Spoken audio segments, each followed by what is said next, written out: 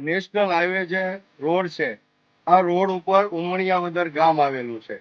આ ગામની અંદરથી લગભગ 40 થી 50 ગામોનો આ રસ્તો છે, એની કનેક્ટિવિટી છે.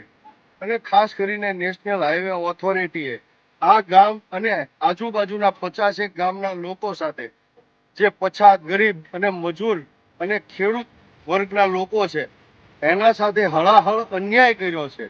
અન્યાય એ રીતે કર્યો છે કે જ્યારથી આ નેશનલ હાઈવે બન્યો છે ત્યારથી ખરેખર અહીંયા જે કટ આપવી જોઈએ, અહીંયા જે હાઈવે ઉપરથી રસ્તો આપવો જોઈએ, એ કાયદેસર આ ગામને આપ્યો નથી.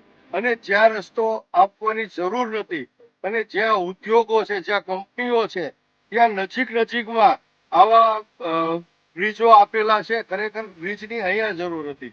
ખાસ કરીને અહીંયા કોઈ પણ જાતનો રસ્તો મેક્યો નથી. પરિણામે આ ગામ ઉમણિયાવદર અને આજુબાજુના 50-60 ગામના લોકોને અહીંથી 2-3 કિલોમીટર બ્રિજની નીચેથી ફરવા જવું પડે છે. બીજું આ બાજુ તલગા ગાજેડા બાજુ ફરવા જવું પડે છે.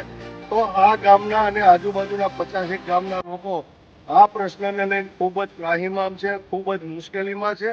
આ ગામના લોકોની, આગેવાનોની છેલ્લા 2 વર્ષથી માંગ છે, પરંતુ આ બેરી અને મૂંગી સરકાર, ખરેખર પછાત અને ગરીબ લોકો સાથે હર હંમેશ અન્યાય કરતી સરકાર, એના બેરા કાને આ લોકોનો અવાજ પહોંચતો નથી.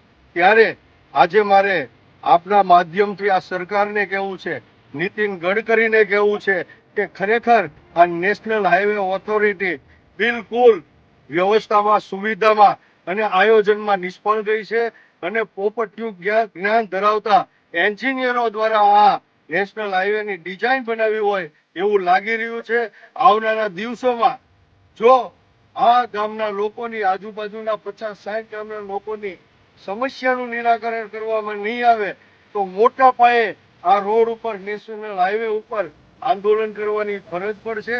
અને તમામ નેશનલ હાઈવે આ રોડ ઉપર ચક્કા જામ કરી અને આ હાઈવે ઉપર જેટલા વાહનો ચાલતા હશે, આ તમામને બંધ કરી દેવામાં આવશે એવી મારી આજે સરકારને ચીમકી છે.